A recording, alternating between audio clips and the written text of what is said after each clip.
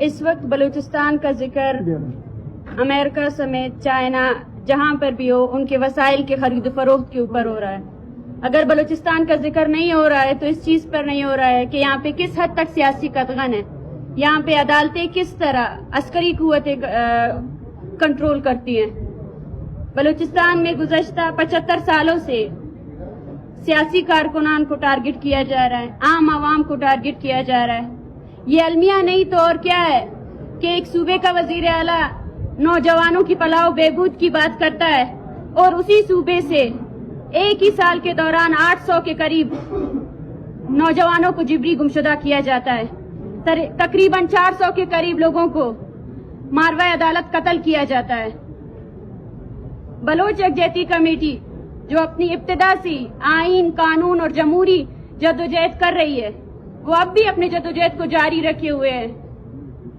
ہمارے 5 ساتھی گزشتہ 5 مہینے سے اسی آئین اور قانون اور اس عدالتوں کے درمیان انصاف کی جدوجہد کر رہے ہیں اور اسی دوران ہمارے دوسرے ساتھیوں کو جبری طور پر گمشدہ کیا جا رہا ہے. آج ہم سوال کرتے ہیں کہ پاکستان نے جس قانون کو ہتھیار بنا کر بلوچ نسل کشی کا اعلی کار بنایا ہوا ہے وہ قانون کہاں ہے؟ وہ قانون ہی بلوچ کی نسل کشی کے لیے بنایا گیا ہے. آج آپ دیکھیں کہ اس عدالت کے پاس, اس ریاست کے پاس ہمیں قید کرنے کے لیے کوئی عذر نہیں بچا ہے تو ہمیں تقریباً 2.5 ماہ کے عرصے سے ریمانڈ میں رکھا جا رہا ہے. ہم سمجھتے ہیں کہ یہ پریشانی اس ریاست کے لیے, اس کے اس جج کے لیے ہے جو 50 سالوں سے قانون پڑھنے کے بعد بھی اس فیصلے پر عمل کرتا ہے جو اسے واٹس ایپ پر کوئی فوجی کرنل بھیجتا ہے.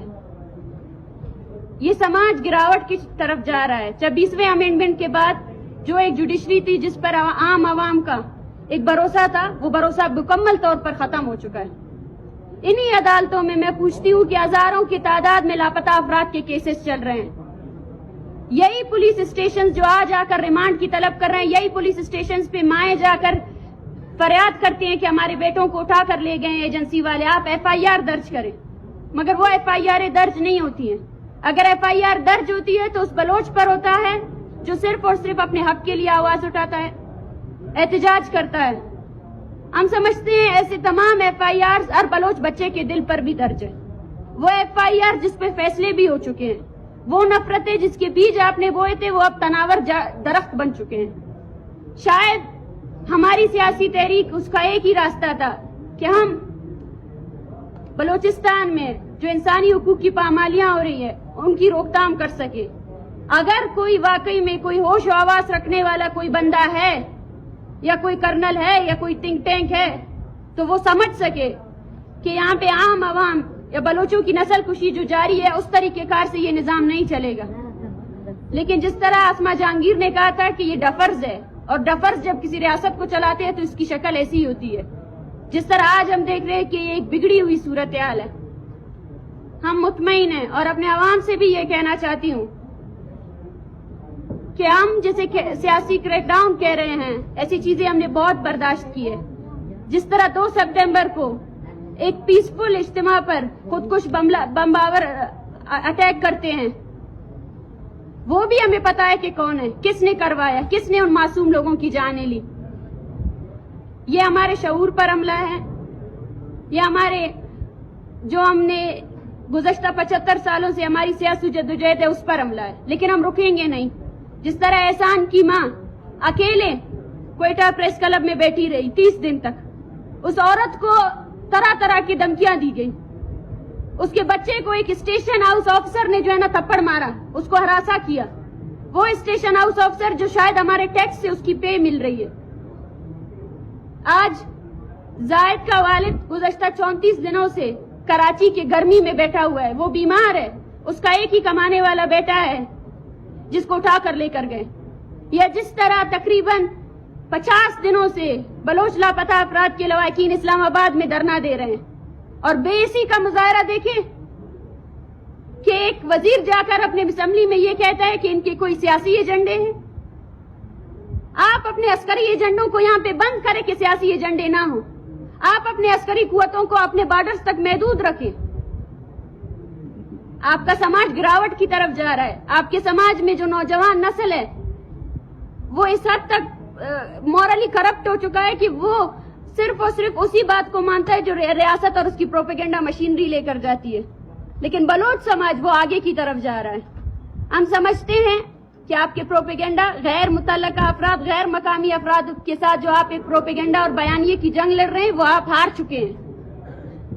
وہ آپ بالکل مکمل طور پر ہار چکے ہیں. آج بلوچ کے گھر گھر میں بلوچ کی مائیں بہنیں، وہ لوگ جو بلوچ یکجہتی کمیٹی کے جلسوں میں آتے تھے، وہ 30,000 افراد، وہ 50,000 افراد جو ہر جگہ ہم جاتے تھے وہ اکٹھے ہوتے تھے، وہ اس لیے اکٹھے ہوتے تھے کہ وہ آپ سے بیزار ہے.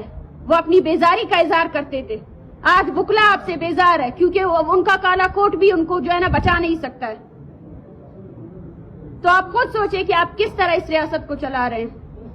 ہماری تحریک جاری رہے گی. ہم پہلے ہی کہہ چکے ہیں کہ اس ملک کو چلانے والے لوگوں کو ہوش اور عقل سے کام لینا چاہیے. ہم قانون پر بھی اب سوال اٹھائیں گے. کون سا قانون؟ وہ قانون جو رات کو کسی فوجی کرنل کے لکھنے سے بدل جاتا ہے. آپ کے آئین کی آپ بات کرتے ہیں، اس میں شگاف پڑ چکے ہیں.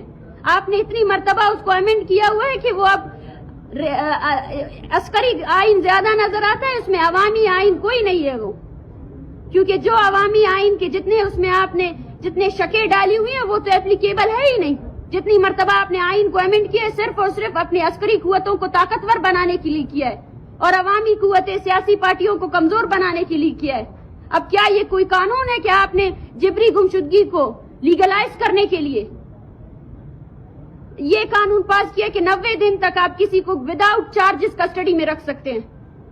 کیا یہ جمہوری ریاستوں کے قانون ہے جس کو آپ کا صدر جو ہے نا دستخط بھی کرتا ہے؟ وہ صدر جو بولتا ہے کہ میری پارٹی نے جو ہے نا جمہوریت لے کر آئے ہیں، ہم نے آئین بنائی ہے. آیا خدا را اس آئین کو خود بھی پڑھے اور ہمیں بھی پڑھائیں کہ کون سا آئین ہے جو ہم پر لاگو ہے، جس پر صرف اور صرف بلوچ کے لیے ہتھیار اٹھائے گئے ہیں، لاٹھی اٹھائی گئی ہے اور بدلے میں کچھ نہیں دیا گیا ہے. جو آپ MOU سائن کر رہے ہیں جس پہ بلوچ کے وسائل کا سودا لگایا جا رہا ہے، تو وہاں پر بیٹھ کر ان لوگوں کا بھی سوچے جو بلوچستان میں بستے ہیں، جن کی یہ زمین ہے، جن کے یہ وسائل ہیں. اگر آپ 75 سالوں کی طرز سے اس صوبے کو چلانا چاہتے ہیں تو ہم آپ کو کہتے ہیں کہ آپ اس طرح نہیں چلا سکتے ہیں، بالکل بھی نہیں چلا سکتے. آپ جتنی خون ریزی کریں گے اتنی ہی زیادہ یہ تحریک مضبوط ہو کر ابھرے گی. اور میں عوام سے بھی یہی گزارش کرتی ہوں کہ یہ پہلی مرتبہ نہیں ہے کہ ہم نے اس ریاست کے فاشزم کو برداشت کر رہے ہیں، اس کے تشدد کو برداشت کر رہے ہیں. 75 سالوں سے ہماری وہ نسل ہے، وہ چھٹی نسل ہے جو اس مذمت کو آگے لے کر جا رہی ہے. یہ وہی ریاست ہے جس نے نوروز خان کو دھوکہ دیا. جو آج مذاکرات کی بات کرتے ہیں یہ وہی ریاست ہے جس نے قرآن کے نام پر اس سمیت اس کے پورے انقلابی کارکنوں کو شہید کیا. یہ وہی ریاست ہے. لیکن اس ریاست کو یہ سمجھنا چاہیے جس نے اس نوروز خان کو شہید کیا وہ آج بھی زندہ ہے، وہ ہمارے بیچ زندہ ہے اور وہ زندہ رہے گا. اس ریاست کے خلاف ہماری مذمت زندہ رہے گی اور جو بھی خاندان ہے، جو بھی شخص ہے، اس کی ذمہ داری بنتی ہے کہ وہ پر امید رہے. ہماری امید اس سسٹم سے نہیں ہے، اس سسٹم سے جڑے ہوئے لوگوں کی امیدیں نہیں ہے. اس سے آج آپ دیکھیں سپریم کورٹ کے ججز اس سے جو ہے نا کس حد تک وہ اپنی ناراضگی کا اظہار کر رہے ہیں کیونکہ وہ اس سسٹم سے جڑے ہوئے لوگ ہیں. آج وہ پارلیمانی پارٹیز جنہوں نے اس سسٹم کو چلایا ہے ان کے ساتھ کیا رویہ اختیار کیا جا رہا ہے. ہماری امیدیں ہماری عام عوام سے، اور یہ وہ وقت ہے جب ہم سیاسی اختلافات کو ایک سائڈ کر کے جتنی بھی تنظیمیں ہیں، پارٹیاں ہیں، جتنے وکلا تنظیمیں ہیں، جتنے لیبر یونینز ہیں، وہ ان تمام اختلافات کو ایک سائڈ کر کے اپنے لیے، اپنے مستقبل کے لیے، اپنے آنے والے جنریشنز کے لیے ایک ساتھ ہو. جو کسان تنظیمیں ہیں، جس طرح ایگریکلچر لینڈ کو بلوچستان کے تباہ و برباد کیا گیا، گیس تو چھینی گئی، وسائل تو چھینا گیا، ابھی کھمبے بھی اکاڑ کر پنجاب لے گیا. کس لیے؟ تاکہ بلوچستان کا کسان، بلوچستان کا جو بزگر ہے وہ پائی کے لیے برداشت کرے، پائی کے لیے وہ محتاج ہو جائے.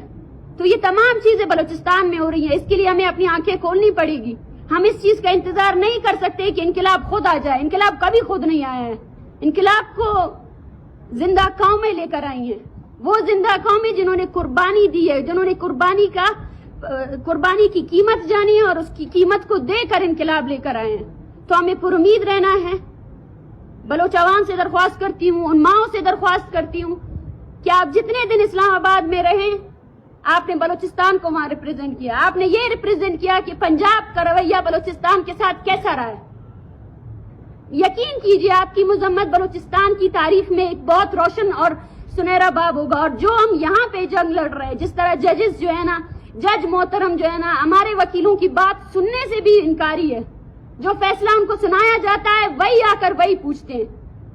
وہ سب سے پہلے سرکاری وکیل سے پوچھتے ہیں کہ کیا چاہیے آپ کو, ریمانڈ چاہیے کتنے دن کا, 10 دن کا نہیں, آپ 20 دن کا لے لیں. یہ رویہ ہے. آپ دیکھیں کہ کس طرح یہاں پہ قانون اور آئین کا مذاق اڑایا جا رہا ہے. لیکن اس کے باوجود ہم اسی مذمت کو آگے لے کر جائیں گے اور ہم امید کرتے ہیں کہ ہماری عوام, ہماری قوم ہمیشہ ڈٹی رہے گی اور جو لاپتہ افراد کے لواحقین ہیں اپنے لوگوں کے ساتھ کھڑے رہیں اور اپنے سیاسی اختلافات کو ایک سائڈ کر کے آئیں اور منظم ہو کر اس سیاسی جدوجہد کو آگے لے کر جائیں. شکریہ.